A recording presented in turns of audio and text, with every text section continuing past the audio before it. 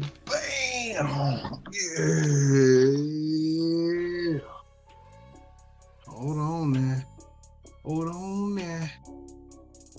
We out here. Uh-oh. Yeah. What up, good people? Welcome to another episode of the Strategically Reckless Podcast. I am your host, Jay Brown, a.k.a. your favorite foster dad, a.k.a. Mr. 710.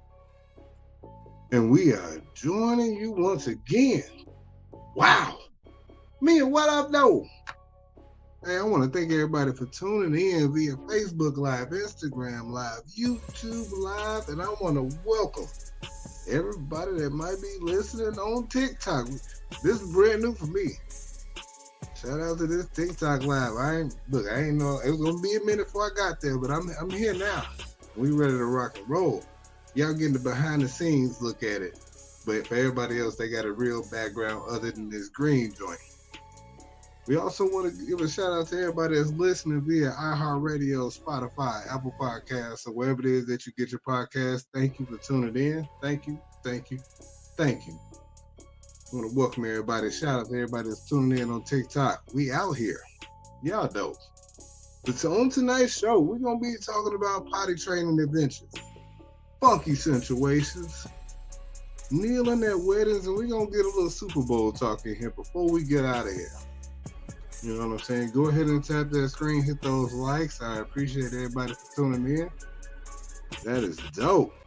But look, I'm not even going to waste no time. I'm not going to keep everybody tonight. You get a free night off from football. But check this out.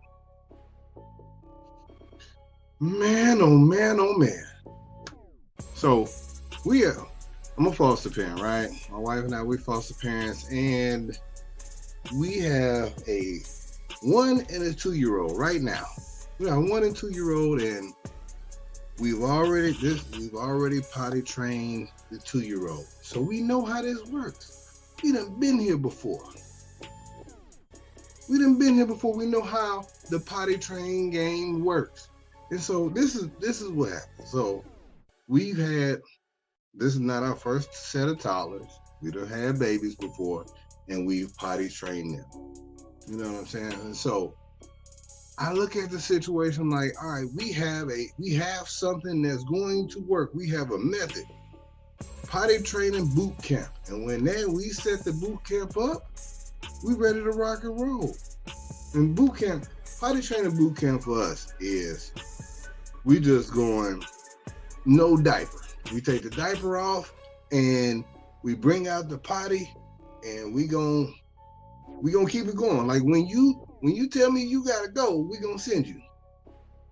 When you get done eating, you're going to sit on the potty. And usually it takes a weekend, if not 2, to make that work. Kenneth the golfer, what up though? And this time we thinking that we in good shape. You know what I'm saying? Like we are in good shape. She's asked to use the potty on multiple occasions. She's asked us. This is the second go around, to be honest with you. We gave up the first time because she just wasn't ready. She would sit up on the toilet, and I guess it was either too high or she didn't have the technical control that she was wanting to have. And so she was holding it and holding herself up while she was holding it and never used the bathroom. All right, cool, whatever. This weekend was our second attempt on making this happen. And when I tell you, we were excited because we were like, this is going to be the time we're going to stop having to buy diapers and only the overnight joints. We're going to stop having to buy diapers because we're going to have both of these little ones potty trained. And they're sisters. Saturday, we get up. Boom. Diaper off. Hey, you ready? Are you ready? Diaper off. Bam. Potty's out. Diaper off. Potty's out. We ready to rock and roll. Go ahead and sit down. What's up, Kelly Gate? Adriana, what up, though? We put her on the potty. She sit there for about 15 minutes, start playing. She want to get up. Boom. All right, you can play. As soon as she gets up, pee on the floor. Damn. All right, we messed up that time. All right, so this is our teaching part. Baby, you gotta put this in the potty. In the potty. And listen, if y'all have a way in order to that y'all potty train y'all kids, if you parents, go ahead and put that in the chat room. If you got your own boot camp ways to do it, put that in the chat. Because right now, this little girl peed on everything except for the potty. Myself and our dogs. She didn't pee on it. Those are three things that she did not pee on. Everything else got a little bit of that, got a little bit of pee on it. I'm talking about our whole living room smell like pee. I'm talking about every time we would feed her, and then we would set her on the potty. She would sit there for a while. And then boom, pee. She would sit there for a while and hold it. She'd just be holding it. And I'm like, all right, I'm trying to give a little songs. We playing the pee songs. We letting water. We giving the water. Trying to make it happen. And she just sitting there like, da-da-da-da-da. Nope. I'm not doing anything you say. Until she would lean up to get a toy. Pee. Right down her leg on the floor. All right, we figured she got it out, so we'll wipe her up. Give it a little spill again. Hey, this goes in the potty. In the potty. She get up and start playing. Pee. Come on, man. We're not getting ready to do this. And here's my problem. Eric Smith, what's happening? I smell everything.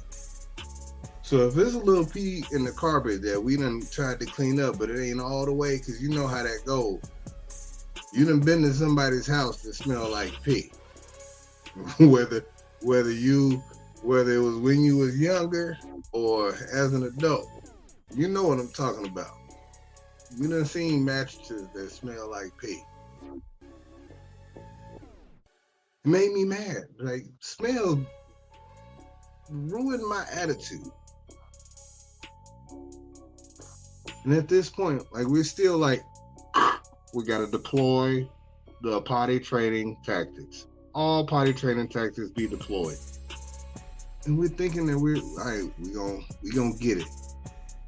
We started to give up. Right before bed, she lets off a few drops in the toilet, in the little potty, and I lost it. Woo, woo, yeah.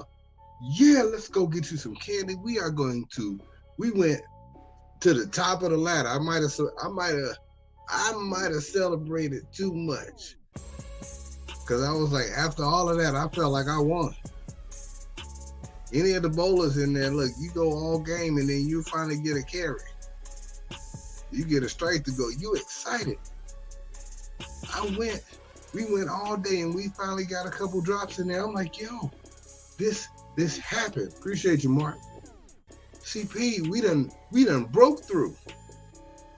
So Sunday, we get up and it's boot camp all over again. Snatch the diaper off, put her down there, bam. Now her diaper, here's the crazy part. We got up in the morning. Her whole diaper was full. She peed all night. I don't even know how she had anything left. She peed all night. We get up, put her on the potty.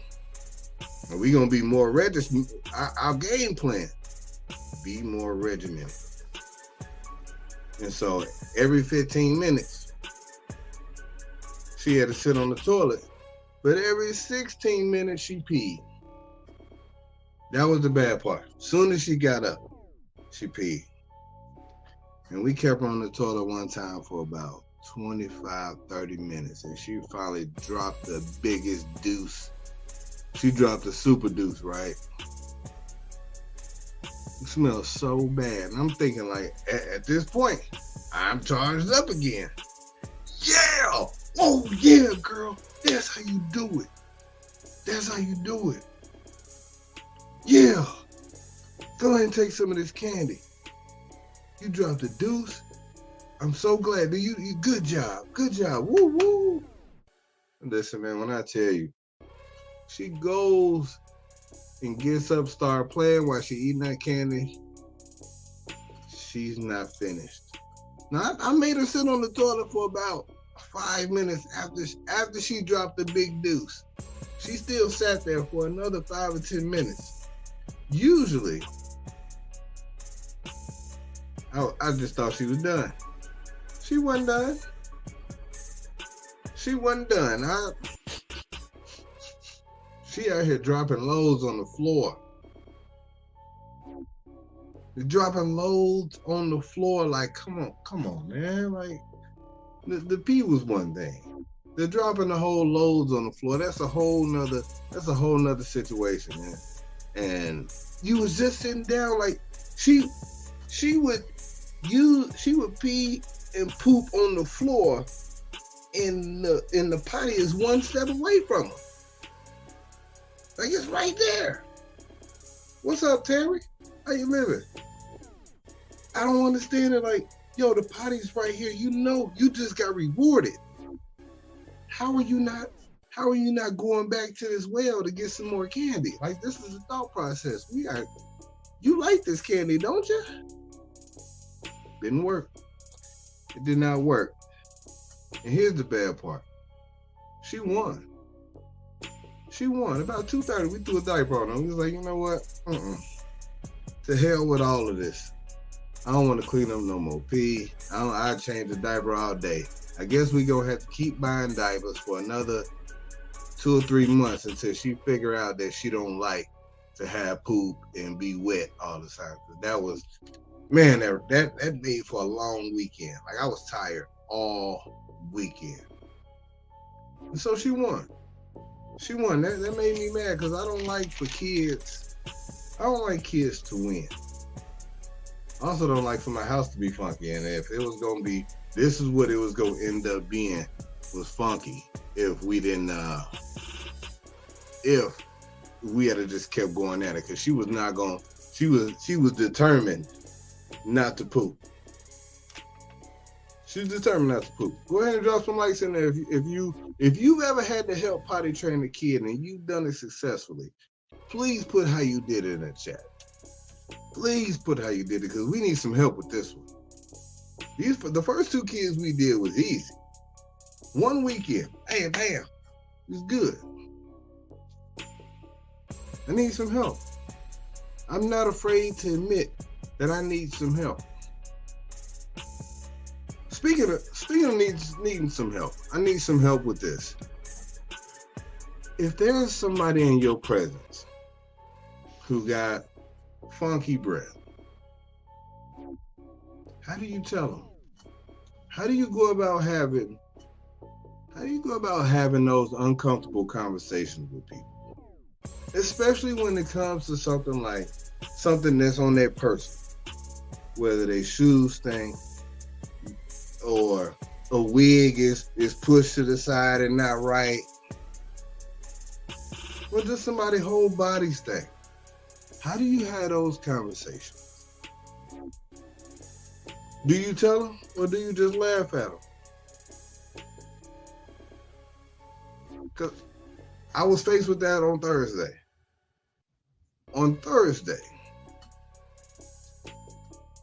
there was a situation where there was some high level body odor.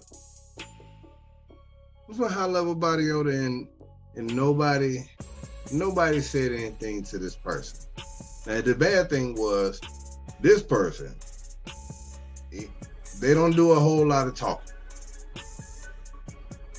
This person is not in the in crowd in that way. But they're not a bad bowler. Not a bad person from what I know. Ain't never done nothing to me. But I don't know if we cool enough for me to pull them to the side and be like, hey, fam,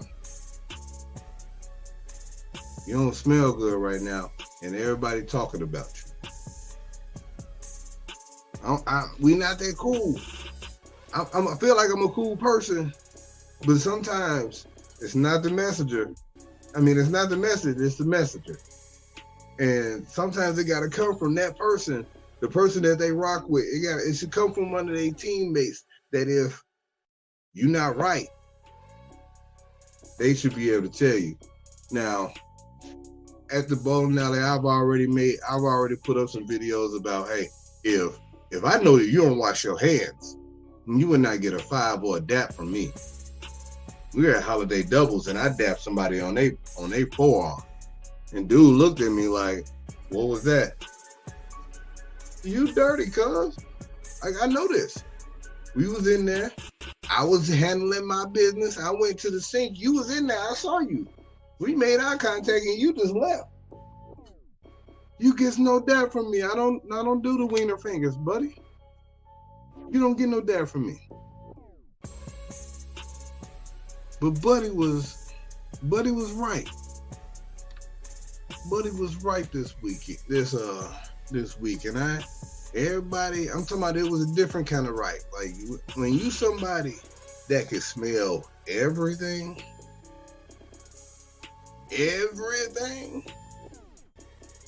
like it's bad. It was that bad. Like I worked with a girl I could smell when her cycle came on. Yeah, not intentionally. Not intentionally. Like this was the problem. Uh-oh. Yeah, this is the problem. I don't like this. I can smell. It's a gift and a curse. Like if I'm out in the woods, you're not just gonna run up on me if you stink. But how do you have those conversations? Like if somebody took their shoes off near me and their shoes smell like Fritos, I could say, hey, you know what'll help you with those shoes? Here's what you gotta do. Take the whole sole out. Take the laces out. Set that whole shoe on fire. And then go get you some more. Those shoes are dead. Those are over with. When it smells like that, it's time to take it out to the pasture and shoot it. It's a wrap. Those shoes ain't gonna work no more. I've thrown away shoes that's been solid because they didn't smell good. You can't just have that on your body because it's gonna come out. It's gonna come up. You be like, why does my ankle stink? That's why. That's why. Your ankles stink because your shoes stink. Why your ankles itching? Why your Achilles itching? Because your shoes stink. That's how that works.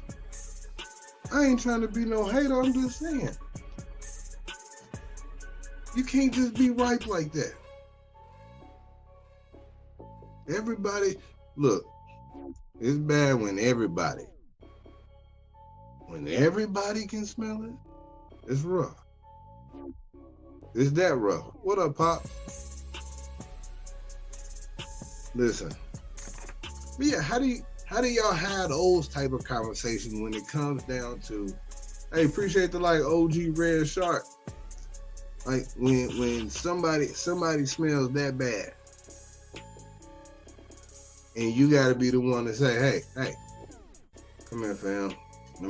Let me holler at you for a minute because you're not right.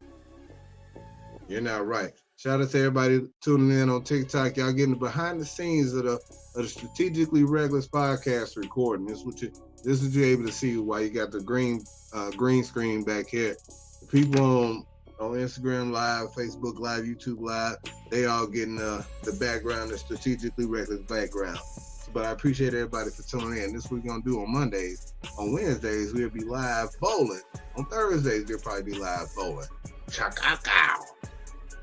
But look, that was bad.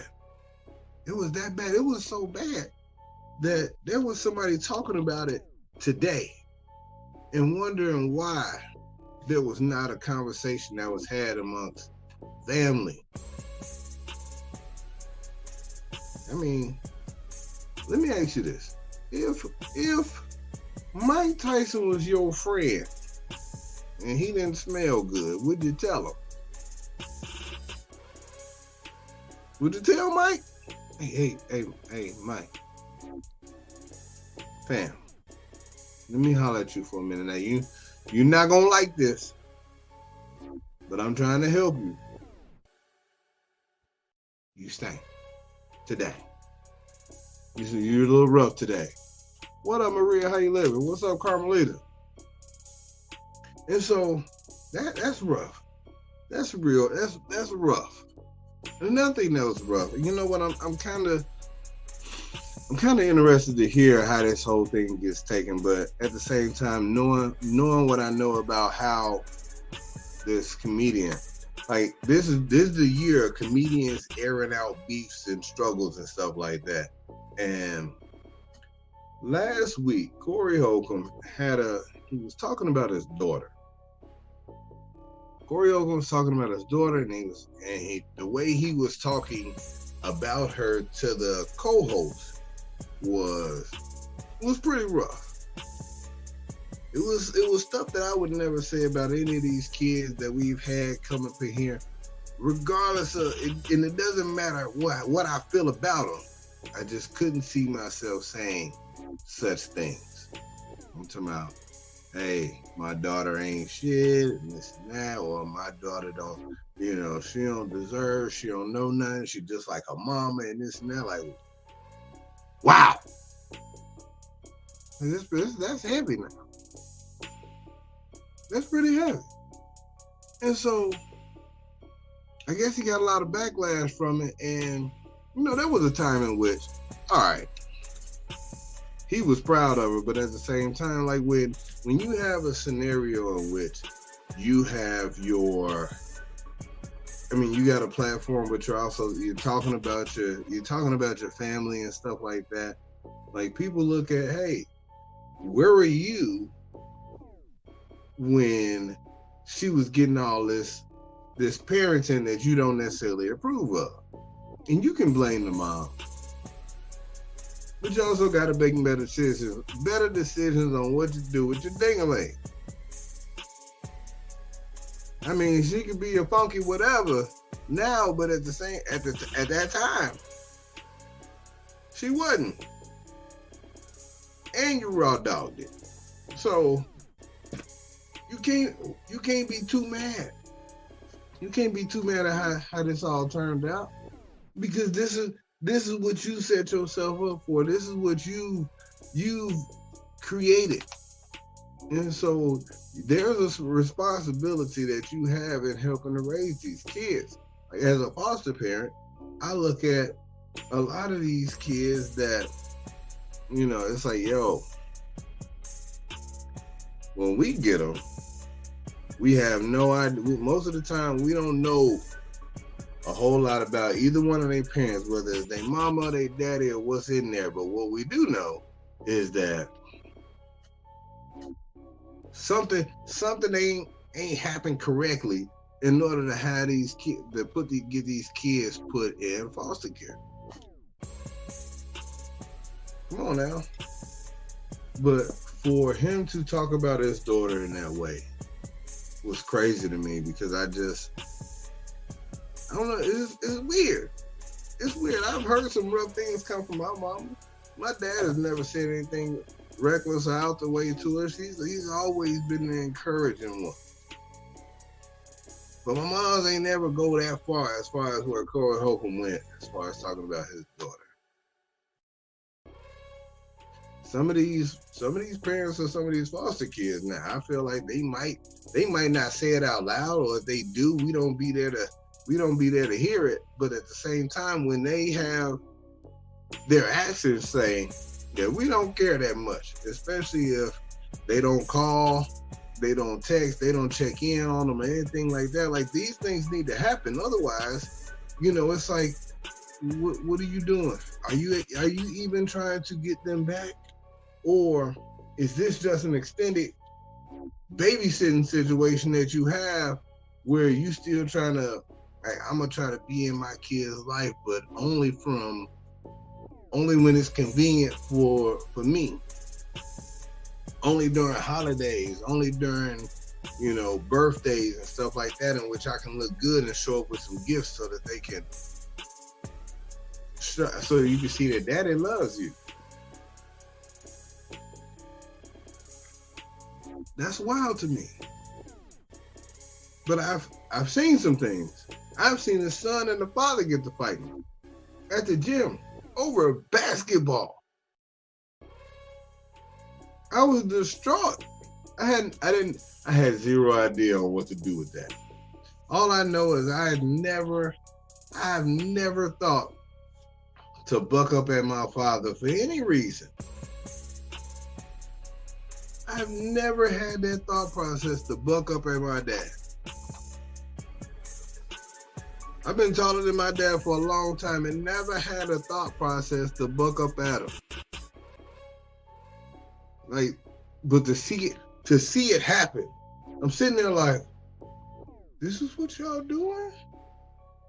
What type? I'm talking about, and this ain't like, when I say buck up, it's one thing to be chest to chest.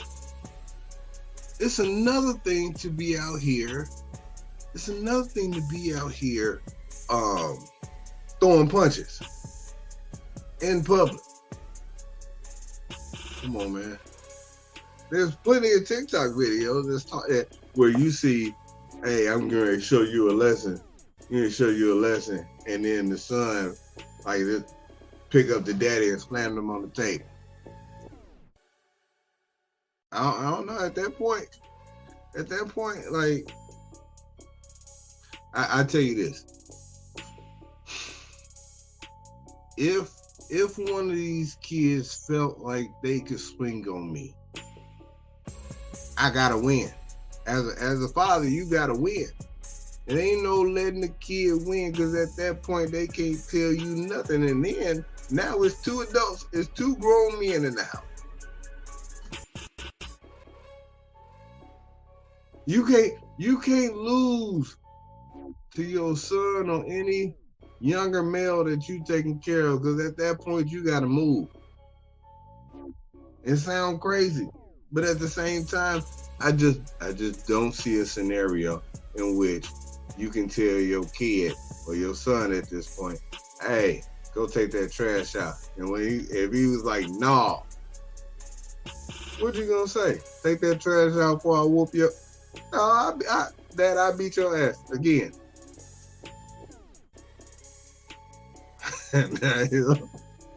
You gotta win. You gotta win. I still work out just in case we get another boy up in here. Just in case. I don't want them to feel like there's any chance that they could just run up and be like, yo, I'm gonna try you. Don't you stand too close to me. I'll knock you out. I will still knock you out. Don't play with me. They had a little 15-year-old that we had back when he was like 11 or 12. He was standing next to me like I'm almost as tall as you, Mr. Jason. Almost. You tall enough to get knocked out. I want you to understand, like, I have to show these kids, like, all right, if you think you strong enough or you big enough, let's go play basketball. We'll put you down in the post, and I'm going to back you down. Kapak out. And if you can keep me from backing you down, then you might have a shot. Most of the time, they can't. Your little 130 pounds ain't going to be enough, bucko. Not going to be enough. You know what? Let me do this right quick. I saw a video in which, speaking of stuff that just ain't gonna be right, it ain't gonna be right. There was this wedding video. I don't know if you saw it, but there was a gospel singer that was singing at this couple's wedding, and when the gospel singer came out, the woman absolutely lost it. She absolutely lost it. Like, when I tell you, she went and was hollering and screaming, and then went and got down on her knees and hugged this singer around his waist. What we're not gonna do now. What we not about to do. I listen. I don't care who it is. It can be Smokey Norfolk. It can be James Cleveland. Hezekiah Walker. I don't care. Name them. It does not matter. If on my wedding day, my wife got so excited that she got down on her knees and hugged another man around his waist, in which she was down on her knees, which means her breast would have been touching his thigh. Look, if your wife's breast touching another man's thigh, it's over with. You way too close to the meat. It's over with. Listen, it ain't got to be your wife. If your girl breast is touching any man's thigh, she's single. It's over. You single. You just didn't know it. He's standing there. He's standing there looking goofy, like, you gonna stop? You gonna stop hugging this man around his waist? Like, come on now, get up, baby. Get up. And she's still like, I'm talking about, she hugging the hell out of him, and Buddy just singing away. Oh, whatever he was singing. No, we're not. That'd have been the quickest wedding ever. See, this is something you got to discuss before you start dropping those nuptials. You got to discuss these things. Hey, do you ever have, put this on the questionnaire. How do you feel about hugging people around their waist on your knees? If she cool with it, break up, fam. Break up, fam. You are not getting ready to get on your knees in front of another man. This is not going to happen. No, absolutely not. There's no situation in which this is okay. There should never be a situation in which any woman that has a significant other should have a breast touching another man's thigh or knees if they got long breasts. It's not gonna happen. That's a huge no-no. There's no justifying that. She can't just, this is the wedding day. You think that you getting ready to just be like, oh, I got beside myself. I'm sorry. I'm sorry. And I don't know if it's enough sorries. You did that in front of you did that in front of everybody. You know, all my cousins ain't ever gonna forget that. What is this? Come on, man. It's like that blew me. That was a no-go. I was like, wow. On the wedding day. So let's not act like there's anything okay with that. Let there be no justification in the comment section of this video. We can't do it. There's also this other video that's been floating around about this pastor. It's this lady pastor who felt like she got an anointed wolf. Big Josh Bolin, what up though? She got an anointed wolf. And what she's doing is sleeping with members of her congregation who are struggling with infertility because she has been anointed to be able to have kids. Well, she ain't hustling out there. She hustling in that box for real. Wow. That is hilarious. That's almost as funny as Miracle Spring Water. She got healing powers in that water. That she gonna heal infertility. That's crazy. That is wild. Like I don't know why she thought that would be okay, or why that would even be anything close to being something that any of the ladies in the congregation would be cool with. You like, you know what? Just bring your man on over here. I get him back right. Just leave him with me for a week here. I will layeth of these hands.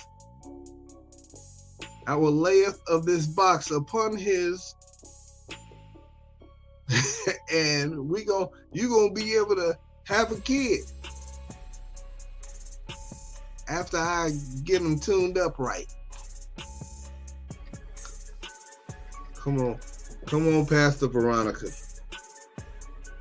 That's her name, Pastor Veronica.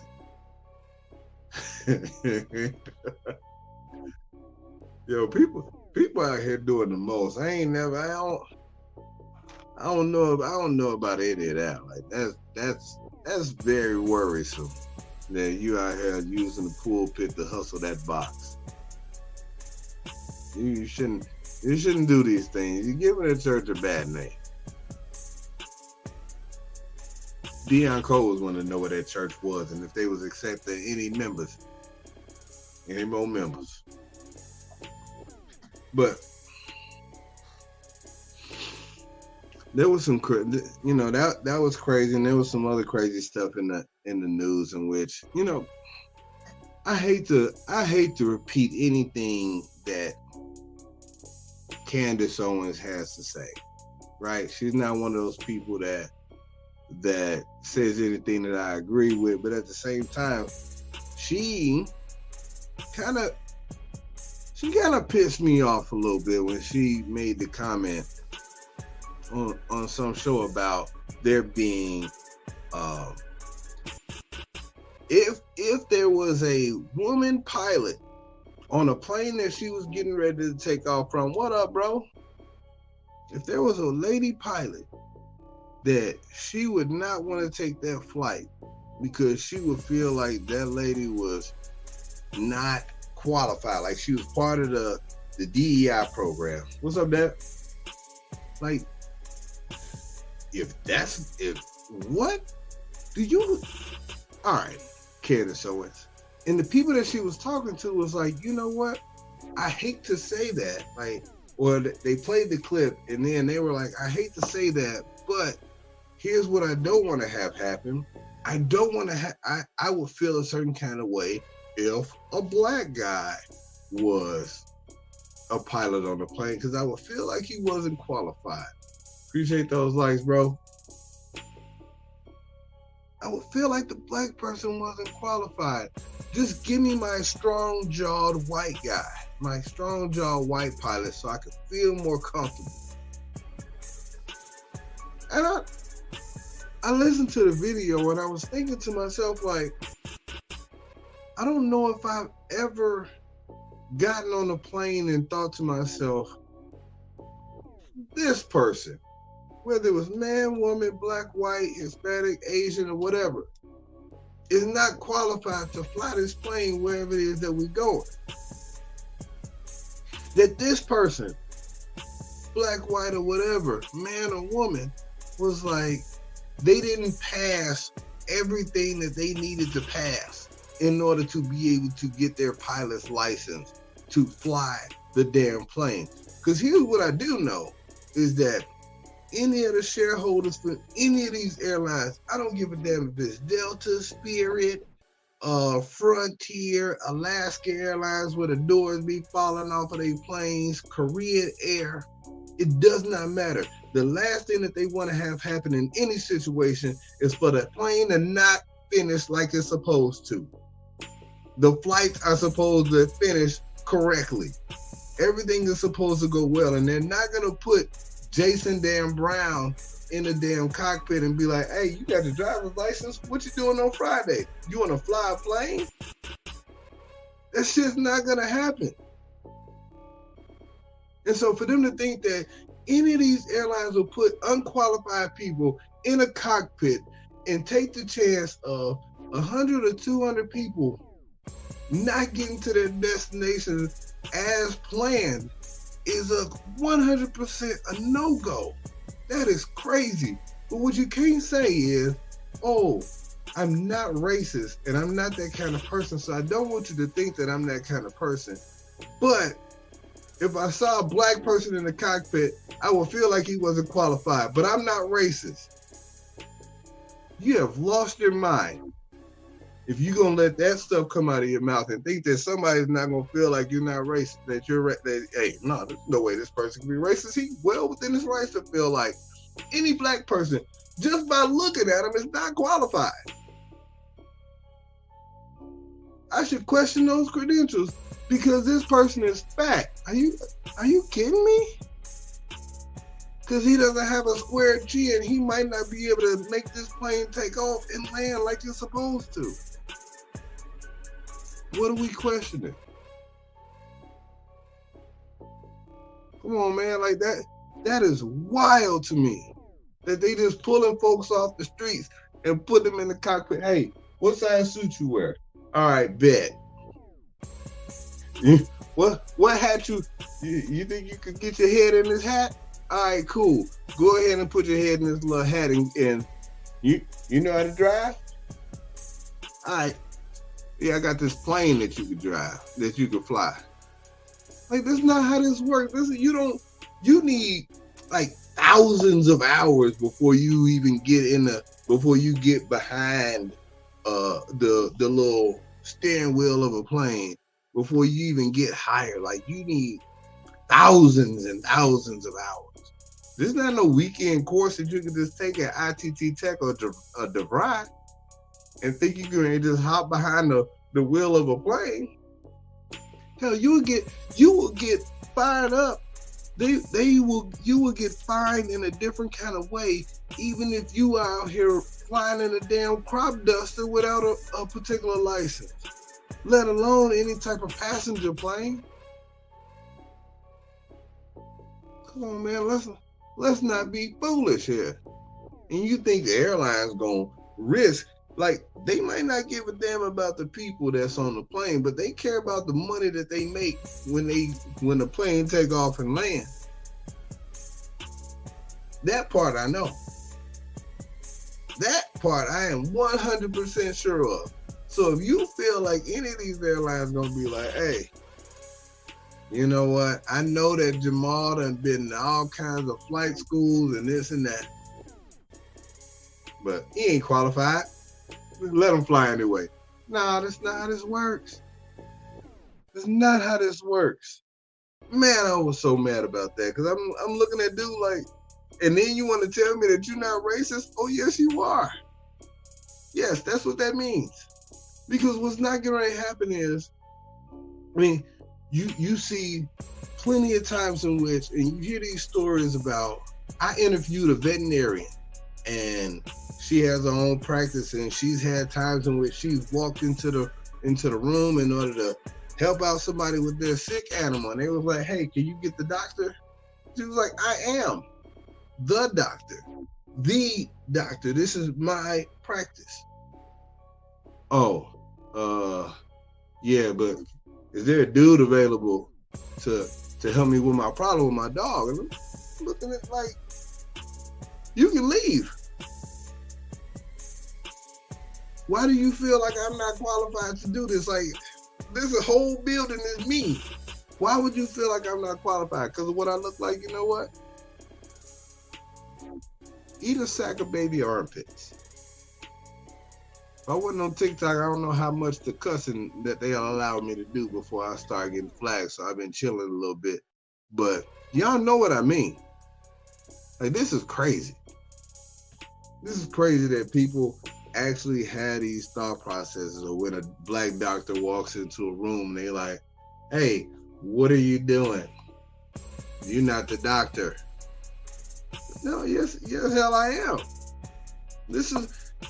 I went to school for this. I finished at the top of my damn class, but why do I gotta bring in my degrees? Why do I gotta bring in my paperwork with me? Why can't I just be that person that know what the hell I'm doing? because I don't look like what you think I should look like. In regards to the plane, yes, there was a comedian that made a joke back around the time when like 9/11 was still fairly fresh. And dude was like, I probably would feel some kind of way, and it might have been Jamie Foxx. I might feel some kind of way if I got on the plane and I didn't see the pilot, but the first voice that I heard come over the intercom was like, welcome to Delta Airlines Flight 467. Like, he was like, yo, I would feel some kind of way. 9/11 just happened. If that's the voice you hear, hello, please buckle your seatbelts, and if you the seatbelt lights will come on, and there's no smoking in the bathrooms. Like, yes, that would be, at that time, people might be justified in feeling like, all right, I feel some kind of way about being on the plane because this just happened. There is nothing that says anything about a woman being able to take off and land like she's supposed to. Anything negative about that, about a black person being able to take off and safely land. So why is this an issue outside of any other personal bias that you have against this subset of people? You guys have lost your minds. But before I get out of here, speaking of people that's lost their minds, right? There was a lot of people the Super Bowl is set. We got Kansas City and we got San Francisco. And there was a lot of people not wanting Kansas City to win, and it had nothing to do with Patrick Mahomes, Travis Kelce, Andy Reid, or anything of the sort. There was a guy on the radio this morning that said it's Super Bowl 58. I was like, that's pretty clever. They did not want Kansas City to win because of Taylor Swift. And I don't know why. Taylor Swift doesn't bother me. Was the swag surfing a little cringy? Sure. Absolutely. Why not? Whatever. Like, I was like, look at her. But I wasn't like the people that, I almost feel like the people that have a super problem with Taylor Swift being shown on the broadcast, they all sound like, hold on a second. They all sound like, I'll be goddamn, they keep putting that damn Taylor Swift on the goddamn TV, and every time they get the opportunity, they put Taylor Swift on there, and I can't watch football because they got Taylor Swift on there. I just want to watch football. I don't want to see Taylor Swift. Now, if you want to watch, put the men's back on that TV right there.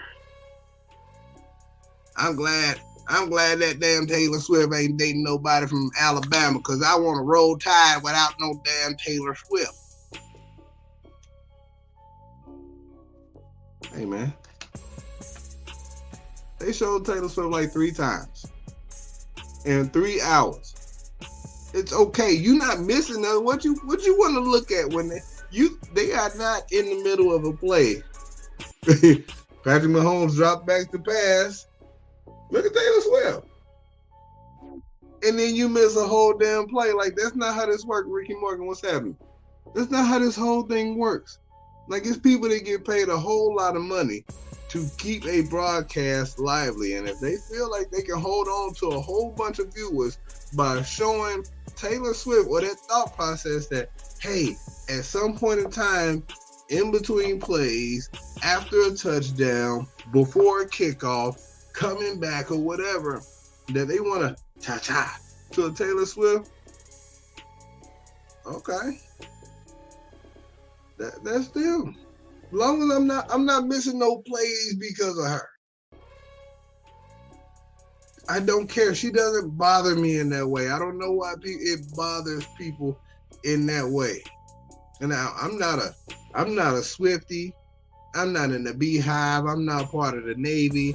I'm not part of any of these little groups of celebrities of people that I'm not a LeBronian. Like none of these things. But damn, Like, I'm not gonna be like, yo, I feel like Taylor Swift is good for football. Well, she don't do nothing. She just there. She's showing up.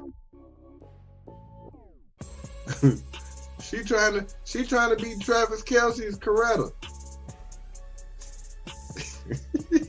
Yeah, I'm gonna get in trouble for that one. I'm gonna get in trouble for that, but she there. She is showing up every time she can. If she hit it, the game gonna be on TV. She gonna be there. She is gonna be there, and I know people have star fatigue. There was a whole bunch of people that hated Michael Jordan. Michael Jordan was running through the league. All my cousins hated MJ. I was trying to figure out, like, why you hate him? It's because he won all the time. There was a point in time, I feel like, where, like Lil Wayne and Kanye West and all them folks was on the radio all the time. Like, he was on there all the damn time. And people was like, yo, all right, that's enough. Taylor Swift on the TV all the time. And if it's like, if she's not your get down, the 4 seconds that they have her on TV, I mean, it's not like they even playing her music. Most of the time, listen, if I'm gonna be 100% honest. I know who she is because they put her on the TV and be like, look, that's Taylor Swift. That right there, that's Taylor Swift. But if she was in Lenox Mall without security, I wouldn't know who she was. I would have no idea. I walk right past her. Well, this is another person. Don't get all bent out of shape. Look, there's a whole lot of celebrities, especially a lot of these new ones that I walk right past. And I'm like, if they didn't have security or a whole bunch of jewelry on, wouldn't think twice. And living in Atlanta, there's a whole lot of people that dress like that ain't spectacular for anything other than being able to dress like that. But I don't be caring. I don't care. As long as I'm not missing no plays because they got the camera up in the skybox. Do I want to see her swag surf again? No. No, I don't. I'd rather not. I would much rather not. But damn. Yeah, Super Bowl set. Who y'all team? I need y'all to pick right now. Like, I know that most of y'all teams are already out, and now you just picking the next team. And there's a lot of 49er fans, a lot of new 49er fans. It's like, I'm just picking the 49ers because Taylor Swift ain't cheering for them. And there's a whole bunch of people that's like, hey, I'm picking the Chiefs because I'm a Swiftie. And I get that too. My team been out, so I'm trolling both fan bases. You're welcome. Hey, good people, that has come to the end of my show. I want to thank everybody for tuning in. This episode was brought to you by the 710 Print Shop. Looking for all your custom shirt needs. Anything like this, Brown family versus anybody, or whatever your family name versus everybody. You can order it on the website, www.the710printshop.com. That's www.710printshop. I want to thank everybody for tuning in. Y'all be safe out in these streets. I am out. Bing. Boom. And that's for you. Bye, y'all.